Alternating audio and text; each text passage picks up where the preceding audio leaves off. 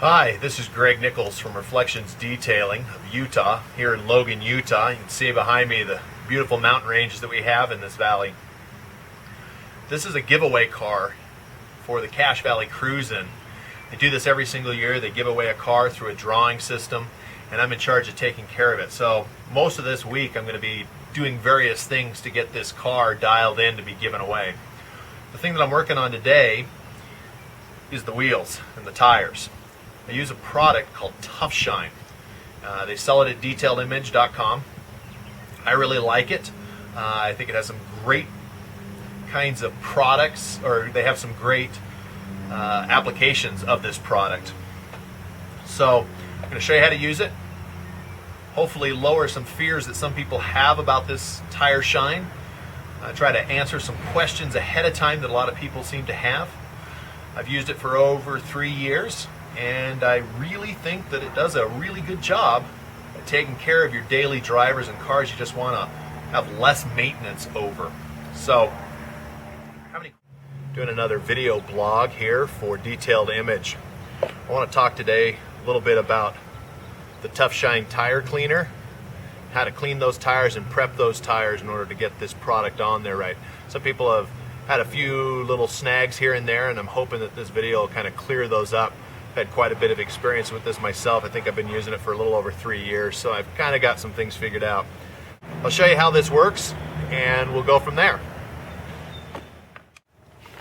Alright, the first thing I like to do on this is make sure that the tire is dry. I like my first application to be on there dry. Some people like it wet. I just think it works about better dry. So I spray it on there, and then I just allow that to dwell. You can already see, hopefully in the video, things turning brown. And this brown is the silicones that were in the tire dressings of this particular car. And so you can see this turning brown. And so I'll scrub this with the brush that comes in the kit. Get this nice and clean. Just kind of keep working it. You just see that turning brown.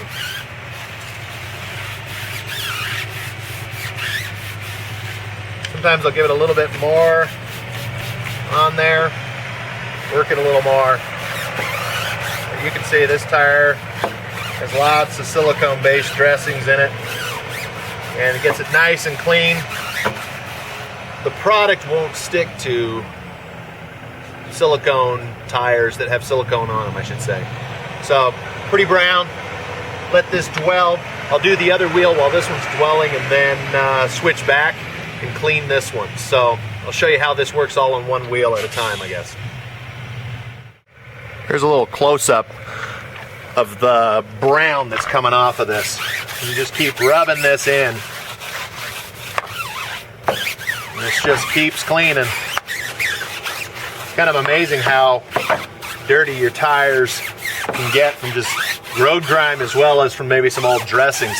If you have lots and lots of old dressings on here, like you were a religious every weekend kind of tire dresser, and then you want to switch to this, you may have to clean this, wait a couple of hours, and then clean it again because it'll wick out. I found that over the years that sometimes it'll wick, so you just need to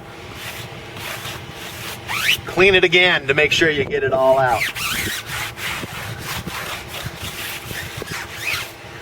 So pretty incredible. Probably won't be able to hear me over the pressure washer, but you blast this off and get this real good cleaned off, and then you'll do another application on top of that.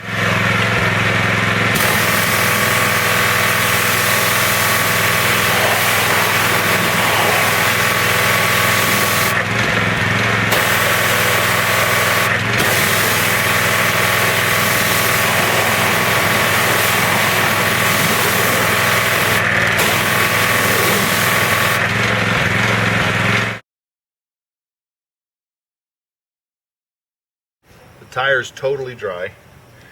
If it is a little damp, the only thing that it'll actually probably do is it'll thin this out, and it won't give you that look. It'll give you kind of a much more matte look. Not recommended, but not an adverse effect to doing that. One of the things that I like to do is if you just kind of put this on the top of a brand new sponge, it'll run off. So I take it and I just kind of work it in to the sponge right here. Get that all set up. And because this tire has some ribbing in it, it's almost some like hound's tooth, I do that first and I take it and I push it. Sometimes you have to blot it in a little bit, but I push it in to make sure it gets down into those ribs. And I work all the way around this. And then I go to the middle, I edge it in, and I spread it out. And you're going to do one coat at a time. In about 5 minutes, this tire should be dry with this warm weather that we're having today. So put that on there. I'll probably have to roll this vehicle half a rotation to get this very bottom down here, but we'll check that out. Get it on there. You'll kind of see it and it'll look like it's still pretty wet. Just want to smooth it out. Don't have any bubbles, so to speak. But in this ribbing, you can leave it just like that. Just try to make this as smooth as you possibly can. You leave that, let it wait 10-15 minutes till it's totally dry to the touch, and then you can put on another layer. You can put up to 3 layers on. It'll just give you a higher gloss. So I'm not sure. We'll see what this car looks like with 1 layer. I may put 2 on, but I'll probably not put 3 on this classic car, just to kind of give it that classic look.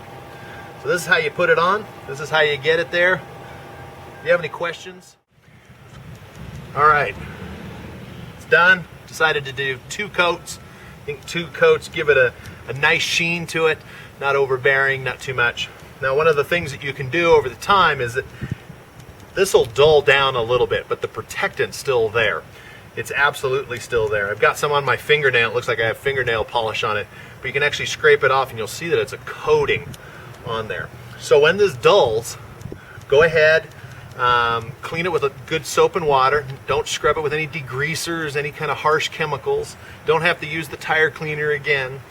Just soap and water. Get the grit off. There'll be dirt that will just kind of come in contact with it. It's really good at not having dirt bond to it. It's not perfect. I don't think anything is, but this does a really good job of, you can just sometimes hose this off, wipe it with a microfiber that you've dedicated to kind of door jambs and engine bays and so forth, and clean this off, and then apply 1 or 2 more coats as you need, and the sheen comes back and it looks good. And if you accidentally curb it, you do anything like that, you can fix it by layering it up, building it up, and you can make it look pretty darn good again. So this truly is a permanent tire dressing. You're not going to need to take it off.